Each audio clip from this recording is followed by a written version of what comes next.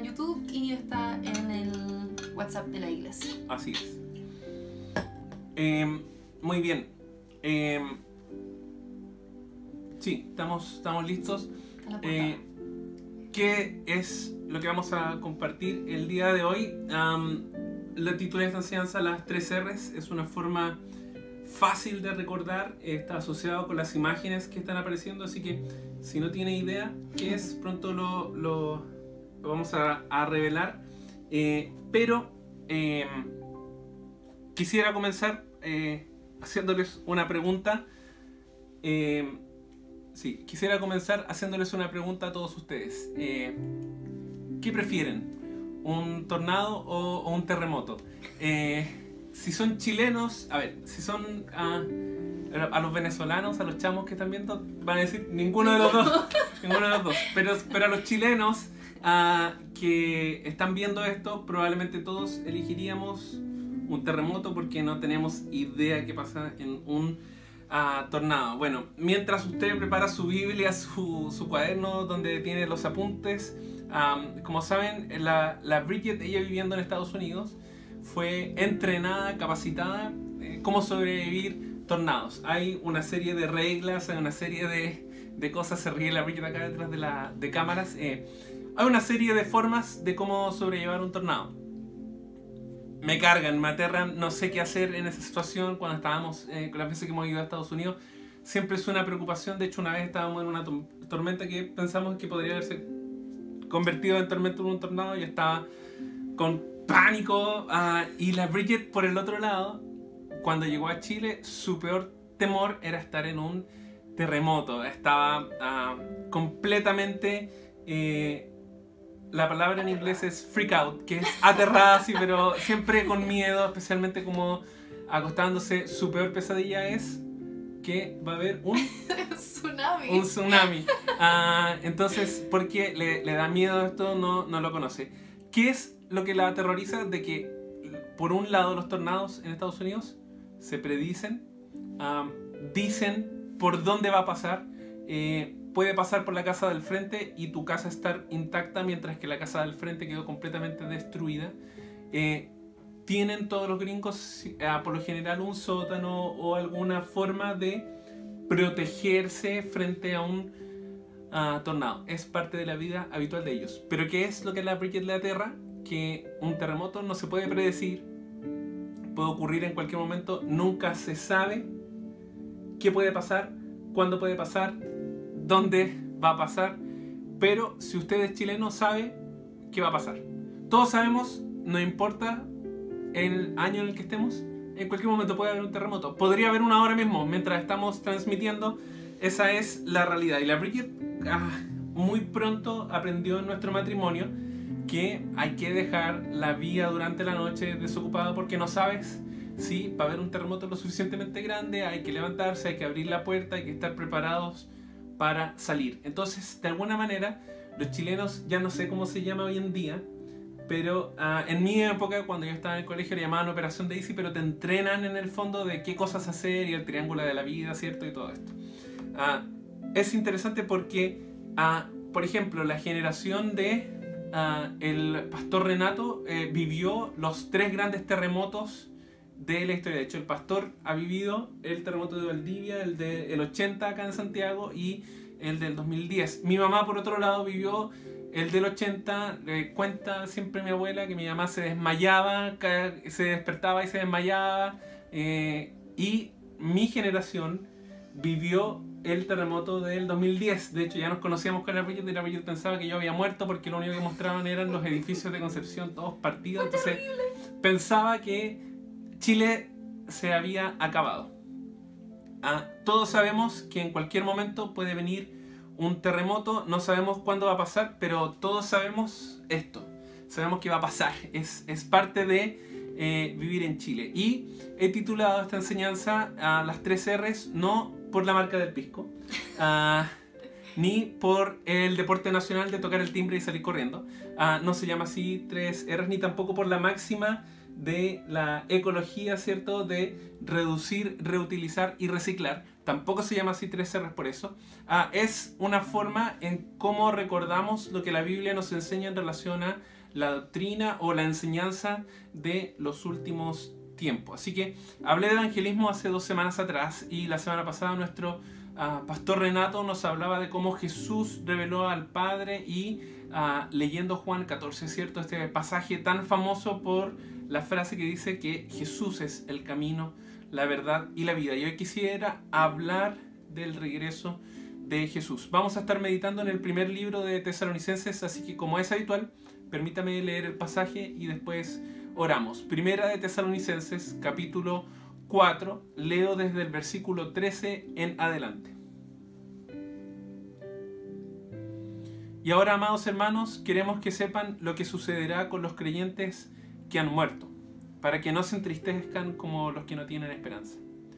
Pues ya que creemos que Jesús murió y resucitó, también creemos que cuando Jesús vuelva, Dios traerá junto con él a los creyentes que hayan muerto. Les decimos lo siguiente de parte del Señor. Nosotros, los que todavía estamos vivos cuando el Señor regrese, no nos encontraremos con él antes de los que ya hayan muerto, pues el Señor mismo descenderá del cielo con un grito de mando, con voz de arcángel y con el llamado de trompeta de Dios. Primero, los creyentes que hayan muerto se levantarán de sus tumbas. Luego, junto con ellos, nosotros, los que aún seguimos vivos sobre la tierra, seremos arrebatados en las nubes para encontrarnos con el Señor en el aire. Entonces estaremos con el Señor para siempre.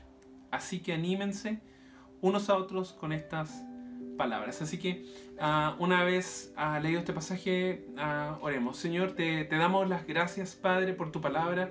Gracias porque tú nos dejaste esto. Como decía recién, tu palabra nos dice que esto es de parte del Señor y sabemos que viene de ti y te pedimos que cumplas tu promesa, Señor, que diste en Isaías de que tu palabra no vuelve vacía, Padre. Háblanos una vez más, transfórmanos para que no seamos iguales, sigue haciendo tu obra de transformarnos a la imagen de tu Hijo Jesús. Es en su nombre que oramos. Amén. Disfruto mucho enseñando. Hace algunos años, 4 o 5 años creo, que empecé a compartir algunos domingos en nuestra iglesia. Sin embargo, aunque disfruto mucho, normalmente hay una carga emocional porque uno cuando va preparando el mensaje también se ve contrastado con la palabra. A todos los que alguna vez han enseñado, no importa cuál sea el púlpito, sabemos que cuando preparamos la palabra, como dice Santiago, la Biblia es como un espejo, entonces es inevitable que uno se mire a sí mismo, se vea confrontado y siempre creo que hay un rasgo, siempre queda un resto, por decirlo así. No sé si la palabra es culpa, no es culpa, pero de convicción, de pecado, de convicción que hay algo que tenemos que cambiar, de que en el fondo uno queda con esa sensación de, como decía Spurgeon, no soy el cristiano que debería ser, como estoy muy lejos de, cuando me veo contrastado con la escritura, no soy el cristiano que debería ser. Y creo que eso a todos nos pasa cuando leemos la palabra y cuando nos enfrentamos a entregar o preparar un mensaje. Sin embargo, algo muy particular que me pasó mientras estudiaba para esta enseñanza, por algunos ratos me olvidé que estaba preparando el mensaje y me fui en la volada, como decimos nosotros, y en la profundidad del estudio, porque es una promesa tan animadora que el día de hoy normalmente los domingos de la mañana cuando me toca compartir suena la alarma y me levanto y estoy casi como, no estresado no es la palabra, pero ansioso por estar listo y por revisar mis notas y todo, pero el día de hoy en la mañana despertaba con este gusto de saborear una promesa increíble. Y de verdad que construyendo este mensaje es llenarse de esperanza. Espero que también le pueda pasar eso a usted a medida que lo escuche. Antes de eso quiero empezar con algunas malas noticias, así que lo lamento, pero vamos a llegar allá. Vamos a llegar a la parte de la esperanza. Pareciera ser que la iglesia dejó de esperar que Jesús volviera. Por eso quería hablar de este tema. No tenemos la urgencia de evangelizar porque Jesús no ha venido en 2000 años quién sabe en cuánto más va a venir. Y no me refiero a nuestra iglesia, no me refiero a Vida Abundante, sino que me refiero a la iglesia, al cuerpo de Cristo, a la iglesia a nivel global.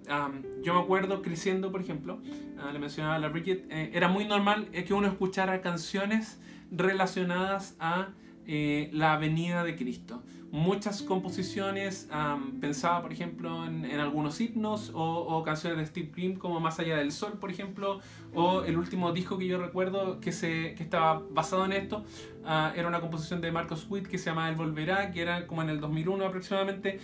De hecho no encontramos una canción dentro del setlist como para muestra un botón de alabanzas que representaran esta verdad. No hay, no hablamos. La iglesia pareciera ser que olvidó la promesa de que Jesús viene. La profecía con el relación al final de los tiempos es una parte muy importante de la Escritura, tanto en el Antiguo como en el Nuevo Testamento. Algo que necesitamos saber es que la información profética nos fue dada para satisfacer nuestra curiosidad en cuanto a lo que va a pasar al futuro. La profecía que sale en la Escritura apuntando hacia el final de los tiempos no es una lectura de cartas, no es el tarot.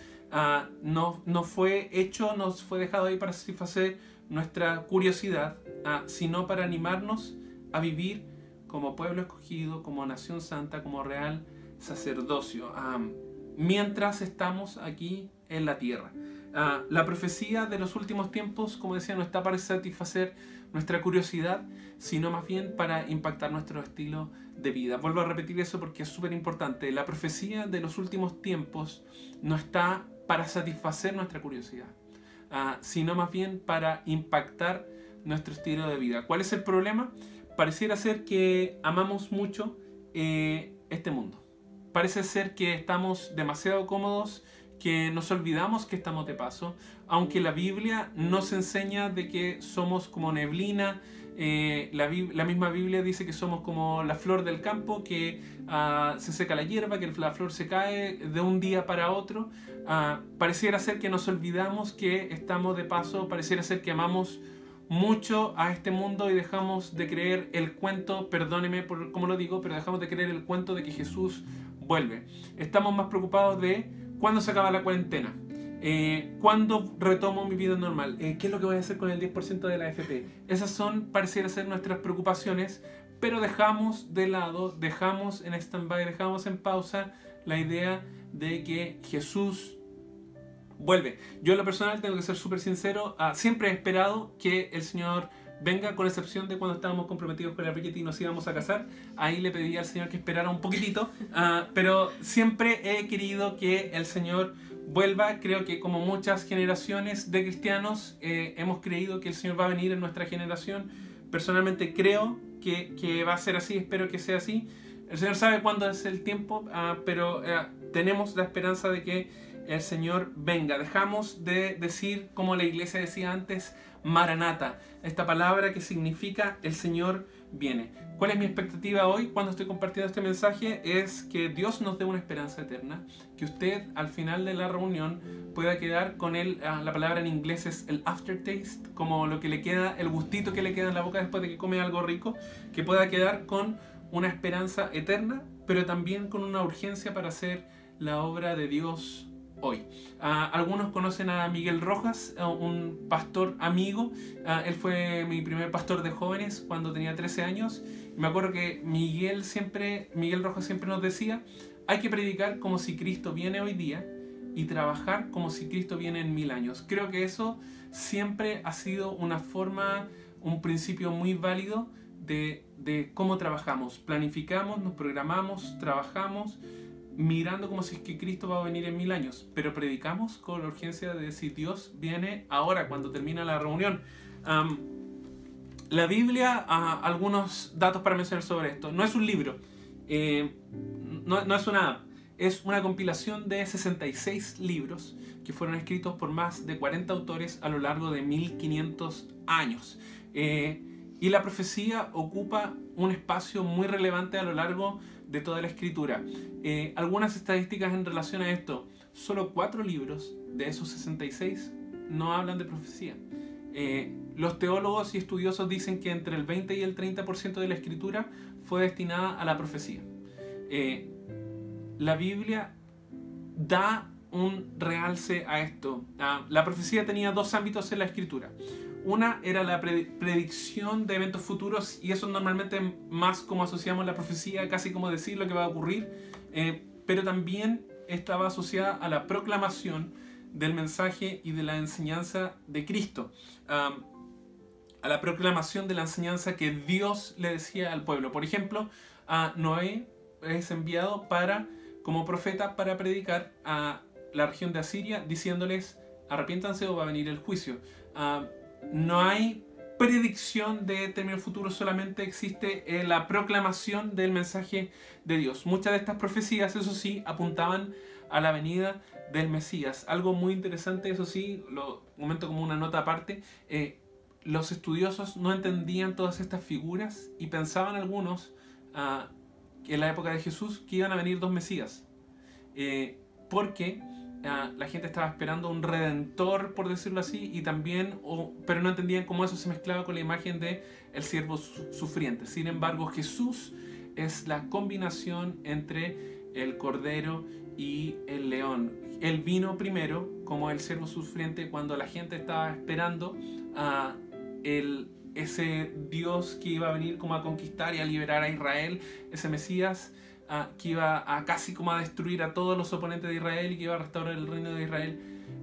Sin embargo, Jesús vino primero como siervo humilde, siervo sufriente, entró en un burro en son de paz en el pueblo de Jerusalén, y muchos dicen, muchos estudiosos dicen que el mundo va a estar esperando después a un Jesús que venga en paz. La segunda vez que venga Jesús va a venir en un caballo, va a venir como el rey con toda la autoridad. Y esto es muy, muy importante porque las profecías apuntaban a que era el Mesías. Sería raro para nosotros no creer en las profecías de los últimos tiempos, primero que nada porque las profecías que se hicieron, todas se cumplieron ya, las profecías en relación al Mesías. Si por ejemplo usted ha podido leer el libro de Mateo, el Evangelio según Mateo está enfocado principalmente, su audiencia original eran los judíos, por lo tanto resalta una serie de profecías y señales que se cumplieron. ¿Cuáles son algunas de esas?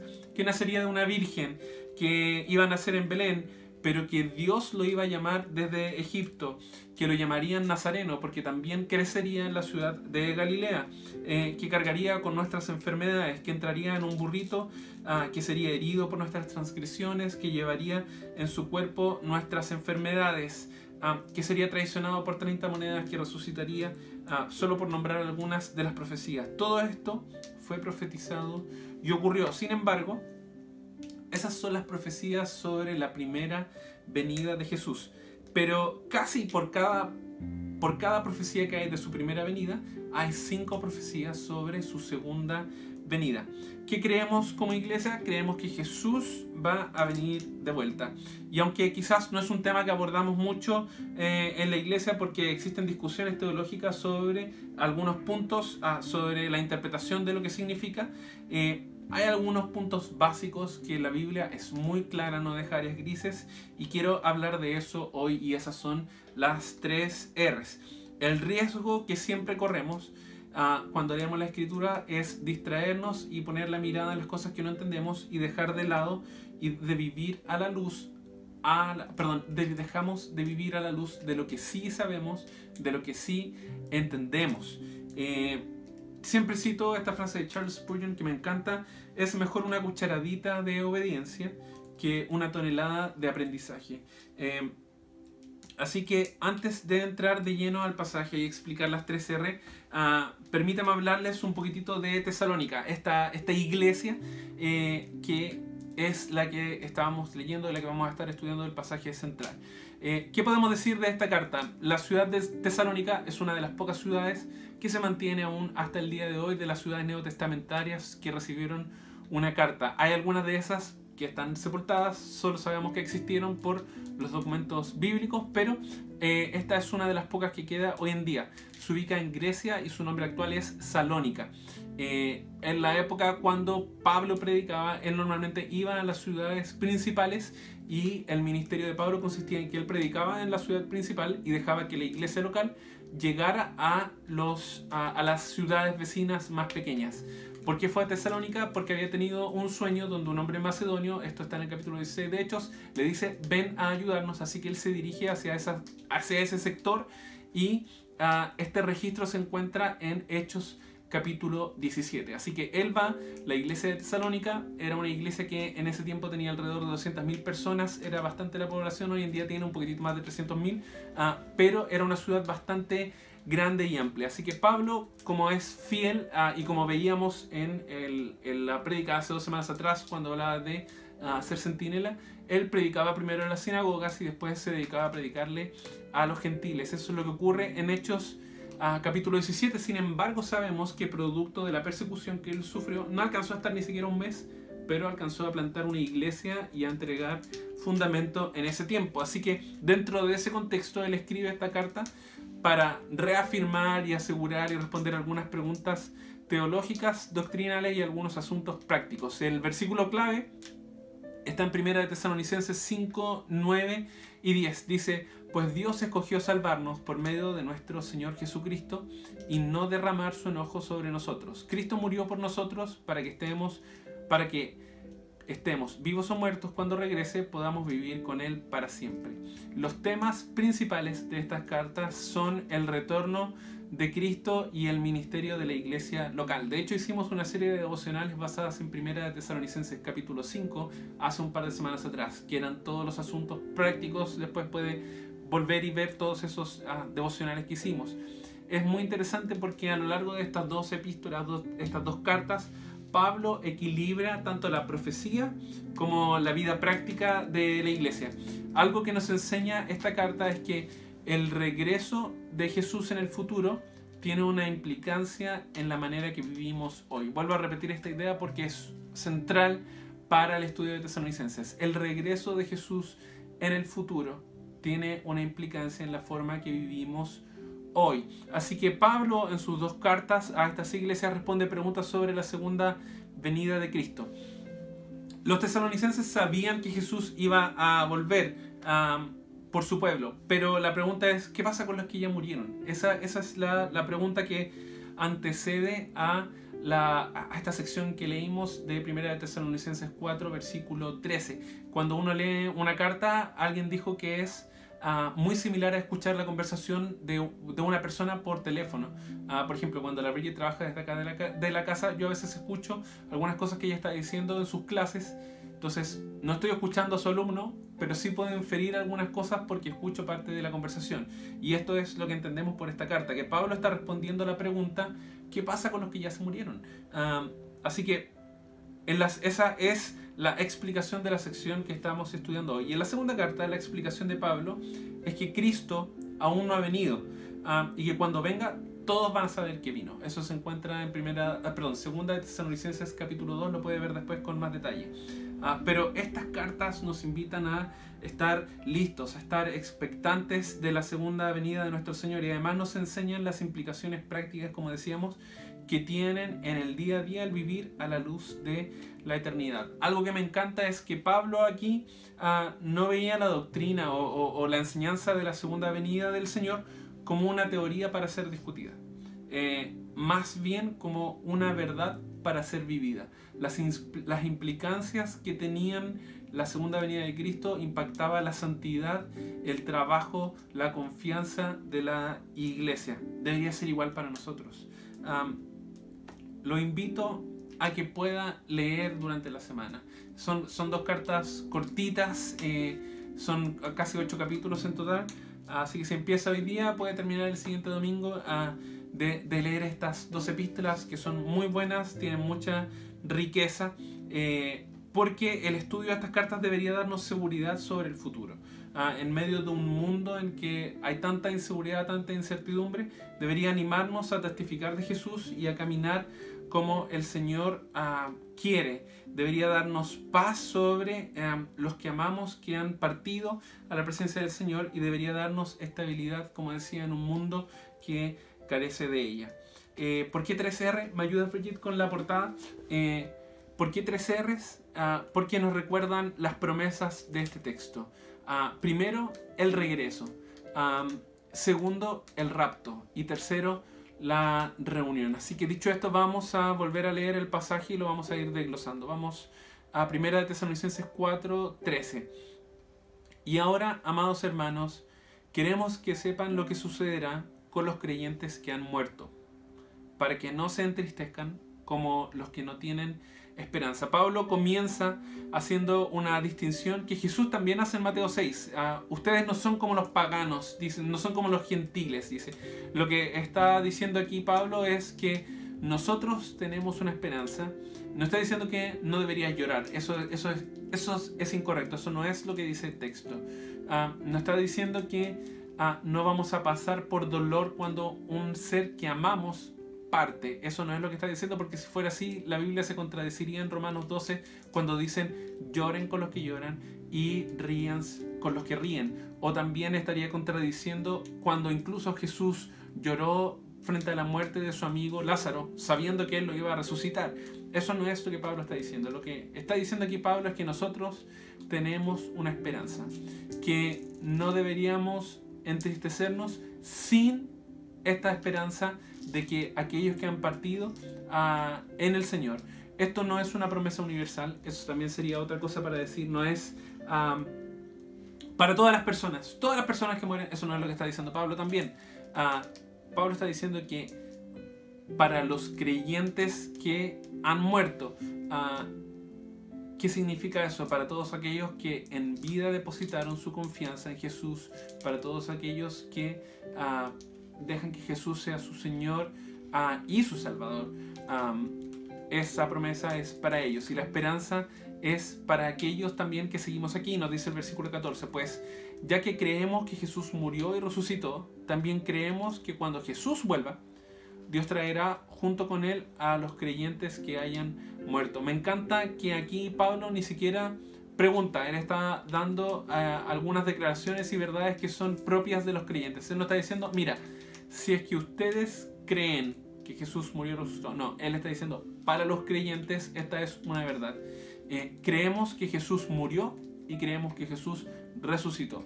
Esta es una piedra angular de nuestra fe. De hecho, en 1 Corintios 15, si es que usted quiere revisar después, compartí de esto en el mensaje de Semana Santa, hablando sobre la resurrección, ¿cierto?, de Jesús. Pero en 1 Corintios 15 Pablo dice, si es que no hay resurrección, vana es nuestra fe. O sea, comamos y bebamos porque hoy día morimos, da lo mismo lo que hagamos. Pero como Jesús murió y resucitó, nuestra fe está soportada en esto. Y la idea que le sigue también a esto es la primera R, es el regreso. ¿Qué significa eso? Significa que Cristo viene otra vez. Eso es algo que sabemos, su segunda venida. El versículo 14 nos enseña que todos los que están durmiendo, los que murieron en Cristo, están con Él.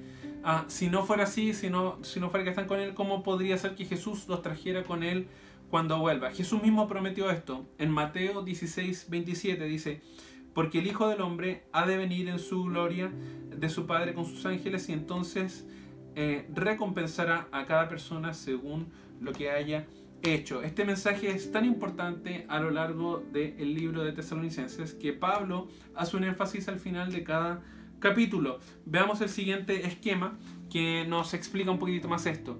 Por ejemplo, en 1 Tesalonicenses 1:10 nos habla sobre la salvación y seguridad. El texto dice, y esperar del cielo a Jesús, su Hijo, a quien resucitó, que nos libra del castigo venidero.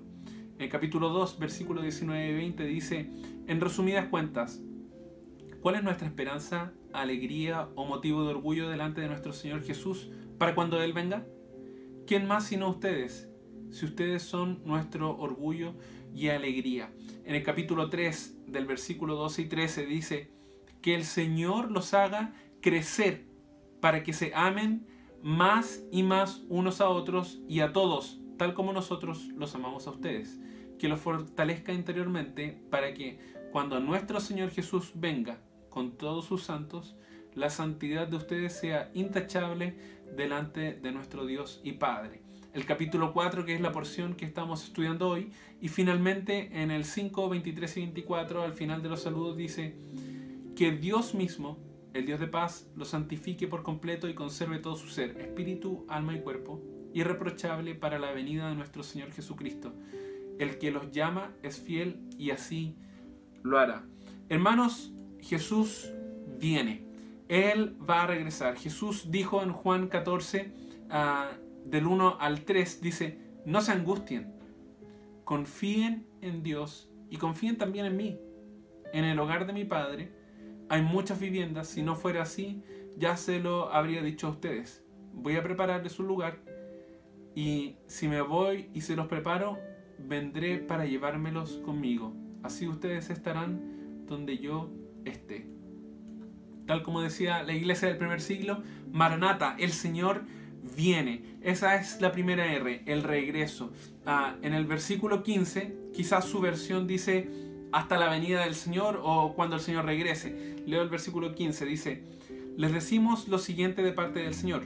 Nosotros, los que todavía estamos vivos, cuando el Señor regrese, no nos encontraremos con Él antes de los que ya hayan muerto, pues el Señor mismo descenderá del cielo con un grito de mando, con voz de arcángel y con el llamado de trompeta de Dios. Primero, los creyentes que hayan muerto se levantarán de sus tumbas.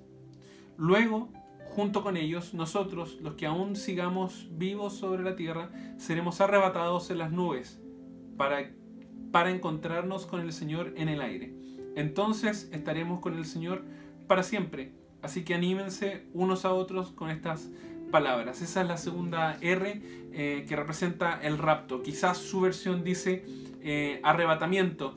Nosotros, los que aún seguimos vivos sobre la tierra, seremos arrebatados en las nubes para encontrarnos con el Señor en el aire. Hay algunos registros de esto tanto en el Antiguo como en el Nuevo Testamento. Por ejemplo, podemos ver la vida de Enoc, la vida de Elías o incluso Felipe en el libro de los Hechos. ¿Cómo será? Mateo 24 nos dice: estarán dos hombres en el campo, uno será llevado y el otro será dejado. Dos mujeres estarán moliendo, una será llevada y la otra será dejada.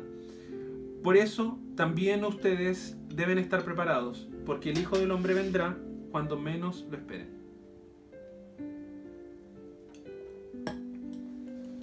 Déjenme darles quizás un ejemplo de cómo se vería el día de hoy. Estarán dos en cuarentena en una casa. Uno será llevado y el otro será dejado. Dos estarán en una reunión de Zoom. Uno será llevado y el otro será dejado. Si el Señor viniera hoy, en este momento, si es que viniera esta semana, así es como se va a ver. Así que hablamos del regreso, hablamos del rapto y nos queda la última R, que es la reunión. El versículo 17 cierra diciendo: entonces estaremos con el Señor para siempre. Así que anímense unos a otros con estas palabras. ¿Qué pasa con esto? Todos aquellos que depositaron su confianza en Jesús estarán con Él siempre, juntos. Esta reunión será para siempre. Pablo cierra esta sección diciendo: así que anímense unos a otros con estas palabras. ¿Por qué? Porque son buenas noticias. El mensaje profético de los últimos tiempos, el mensaje de Apocalipsis y de las otras profecías es este: no importa lo que pase en el mundo, Jesús tiene la última palabra.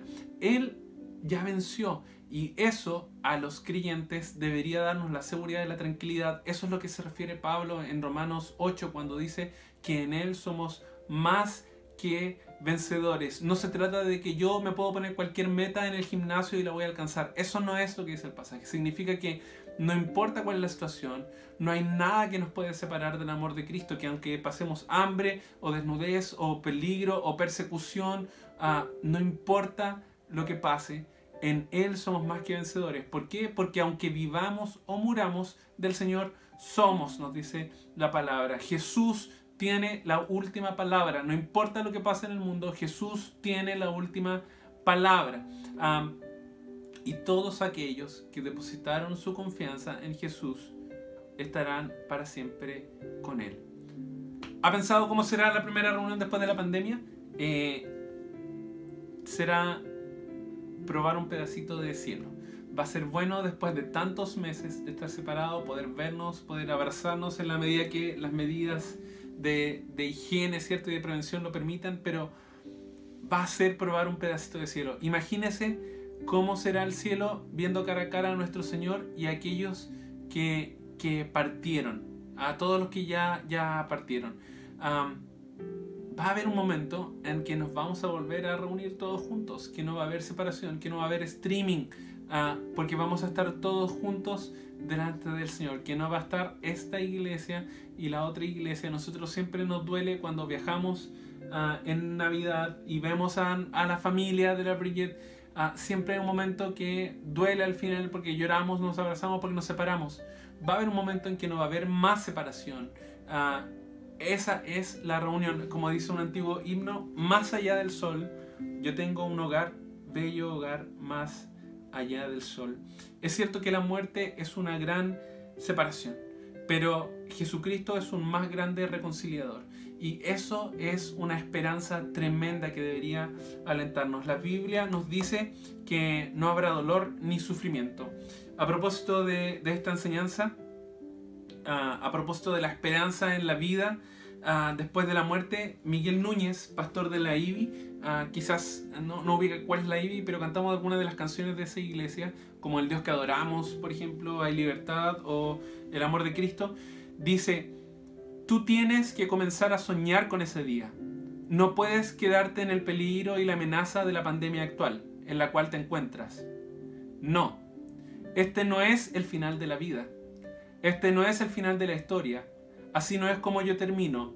Aún si termino aquí, si termino fruto de este virus, yo termino en otras condiciones, en otro mundo, con una eternidad por delante, de manera inmortal, de forma gozosa, libre de pecado, libre de enfermedades, libre de tristezas, libre de caídas, libre de sufrimientos, libre de dolor, libre de decepciones, libre de todo lo que me amarraba. Esa es la razón por la cual tenemos esperanza. Llegando al final de esta enseñanza, tengo que hacer algunas preguntas. Si eres cristiano y si no eres cristiano, te tengo que hacer algunas preguntas. Si eres cristiano, ¿dejaste de esperar al Señor? ¿Es algo en lo que dejaste de tener fe? Tenemos que examinarnos y decir si es quizás un cuento que creemos. Si creemos en la Biblia parcialmente, pero esta sección la dejamos porque no la entendemos, porque no me preocupa. Mira lo que dijo Pedro. Ante todo, deben saber que en los últimos días vendrá gente burlona que, siguiendo sus malos deseos, se mofará. ¿Qué hubo de esa promesa de su venida? Nuestros padres murieron y nada ha cambiado desde el principio de la creación. Versículo 8, salto. Dice: pero no olviden, queridos hermanos, que para el Señor un día es como 1000 años, y 1000 años como un día. El Señor no tarda en cumplir su promesa, según entienden algunos la tardanza. No es que Dios se le olvidó, no se le pasó la alarma, no es que le puso posponer, no le puso snooze a su reloj de la venida del Señor. Más bien, Él tiene paciencia con ustedes, porque no quiere que nadie perezca, sino que todos se arrepientan. Las 3 R's nos recuerdan que el Señor va a regresar, nos recuerda el rapto, que el rapto va a ocurrir y que vamos a estar todos reunidos con el Señor por siempre. Él regresa, va a ocurrir el rapto y la reunión, vamos a estar todos reunidos con Él para siempre. Robert Murray McCheyne, ¿lo dije bien? Sí. Gracias. Predicador presbiteriano del siglo XIX, le preguntaba a la gente esto: ¿usted cree que Cristo volverá hoy día? Te hago esa misma pregunta. ¿Tú crees que Cristo va a volver hoy día? La mayoría respondía: no, hoy día no. Entonces McCheyne les decía: mi querido amigo, es mejor que estés preparado, porque el Señor vendrá cuando menos lo esperes. Eso es lo que dice la palabra. Es inevitable aquí no invitarnos a examinar nuestro propio corazón. ¿Cómo estamos frente a esto? ¿Amas mucho el mundo que arruinaría tus planes si el Señor viene hoy día? ¿Dónde está puesta tu confianza? Si es que uno está diciendo, chuta, ¿sabes qué? Mejor que Dios no venga por un par de años porque quiero disfrutar un poquitito antes. Amigo, tienes que examinar tu vida. Mire que esto que le dice, cómo lo plantea Pablo. Primera de Corintios 15. Fíjense bien en el misterio que les voy a revelar. No todos moriremos, pero todos seremos transformados.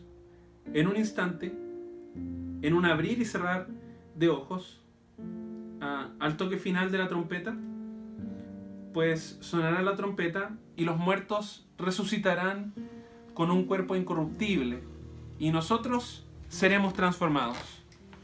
Por lo tanto, mis queridos hermanos, manténganse firmes e inconmovibles, progresando siempre en la obra del Señor, conscientes de que su trabajo en el Señor no es en vano. Leo esto de vuelta, este versículo 58.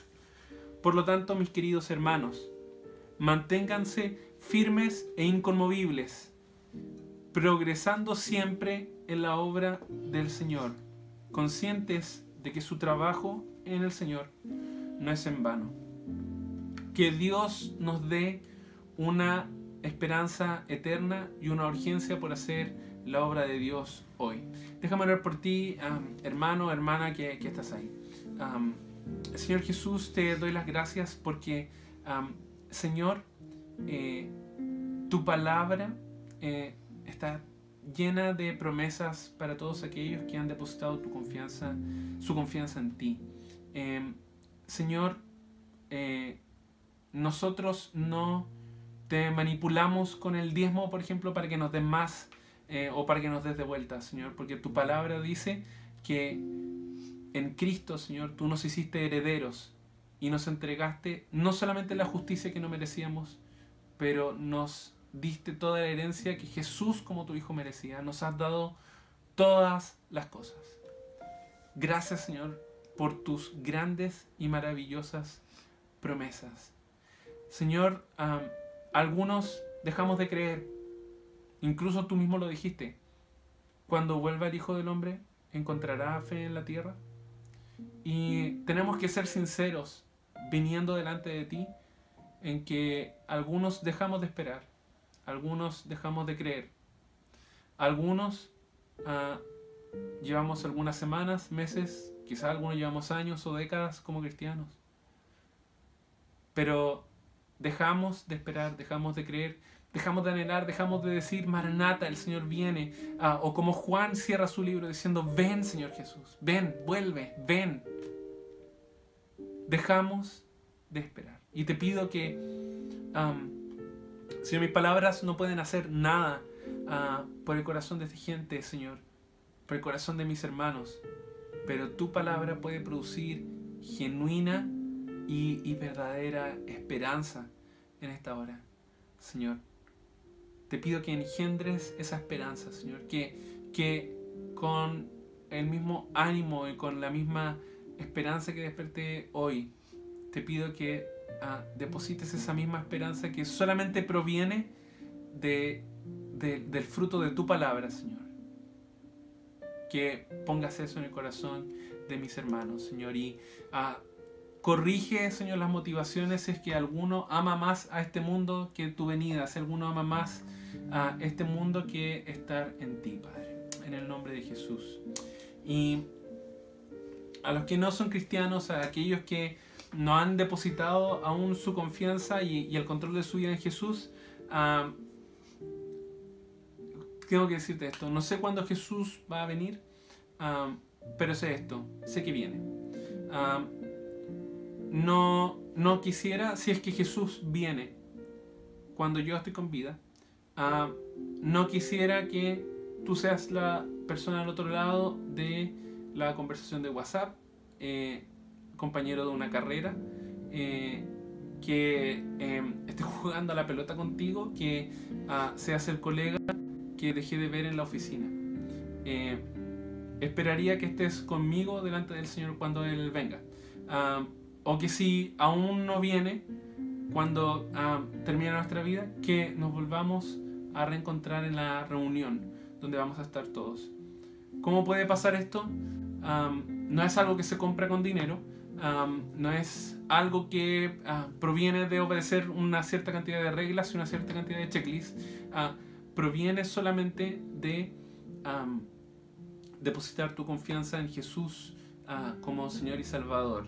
¿Qué significa eso? ¿Cómo se ve eso? Bueno, el gran problema y la razón por la cual vino Jesús es porque Dios tenía algo contra ti, Dios tenía algo contra mí. La Biblia dice que todos pecamos y que todos estamos separados de la gloria de Dios, que estamos muertos en nuestros delitos y pecados. ¿Qué significa eso? Que no importa si es que dijiste una mentirita blanca, fallaste en cumplir el estándar de Dios. Hay algunos que fallan por mucho, hay algunos que fallan por poco, pero la Biblia dice que todos fallamos, que no es justo ni siquiera uno.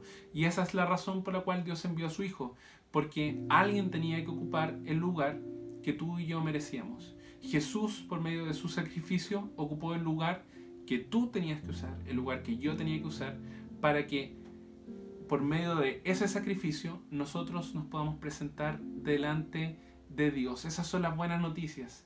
Eso es el Evangelio, eso es el corazón del Evangelio. ¿Cómo se hace eso? Depositando tu confianza en Jesús. La Biblia nos dice, arrepiéntanse de sus pecados, ¿cierto? Y reciban a Jesús. ¿Cómo se ve eso? La Biblia también nos dice que tienes que confesar con tu boca que Jesús es el Señor y creer en tu corazón que Dios lo levantó de los muertos. Puedes hacer una oración. Quizás en algún momento hiciste la oración. Yo, por ejemplo, de niño hice un par de veces esa oración en la escuela dominical, pero después creciendo entendí lo que realmente significaba y volví a hacer esa oración y entregué mi vida a Cristo de una vez por todas. Después de eso no volví a hacer la oración porque tenía la seguridad y la certeza de que el Señor me había recibido mi arrepentimiento. No sé si quizás has hecho esta oración alguna vez solo repitiéndola sin mucho significado, sin poner tu corazón en eso. No hay una combinación de palabras mágicas, no es que hay una oración escrita que todos los que digan eso van a entrar al reino de los cielos, sino que tiene que ver con la actitud del corazón. Alguien puede decir con la boca que Jesús es el Señor, pero no rendir su vida a Cristo. Eso es el punto de lo que estamos diciendo. Así que si quizás esa es tu intención en esta mañana, o si por alguna razón le diste clic al link que alguien compartió en su muro o estás viendo más tarde esta reunión y Dios ha puesto ese deseo en tu corazón, no tienes que esperar otro momento, no tienes que esperar otro domingo, no tienes que esperar otra instancia. Puedes entregarle tu vida a Jesús en este momento, en el lugar donde estás. ¿Qué voy a hacer? Voy a orar y si es que quieres puedes repetir esta oración junto conmigo y entregarle tu vida a Jesús. Señor Jesús, te pido perdón por mis pecados. Me arrepiento de ellos. Y confieso que tú eres mi Señor y mi Salvador. Te recibo en el nombre de Jesús. Si has hecho esta oración, quisiera que te pongas en contacto con la persona que con la persona que te invitó, con la persona que quizás seguiste este link, o también está apareciendo acá abajo el número de WhatsApp de nuestra iglesia. Puedes contactarnos. No queremos que estés solo. Todo buen chileno que ha hecho un asado o ha participado en un asado alguna vez sabe que un carbón, cuando se saca del fuego, se apaga. Y no queremos que estés solo. Como dijimos, este espacio no es la iglesia. Solamente es un espacio en el que celebramos a Jesús y escuchamos un mensaje relevante para el día de hoy. Así que si no queremos que estés solo, no te quedes aparte, porque los carbones que están apartados se apagan. Así que espero que estén animados, desafiados como decía, si eres cristiano, tienes que hacerte esta pregunta. ¿Estoy esperando al Señor? O sea, ¿tengo esa esperanza o dejé de creer esto?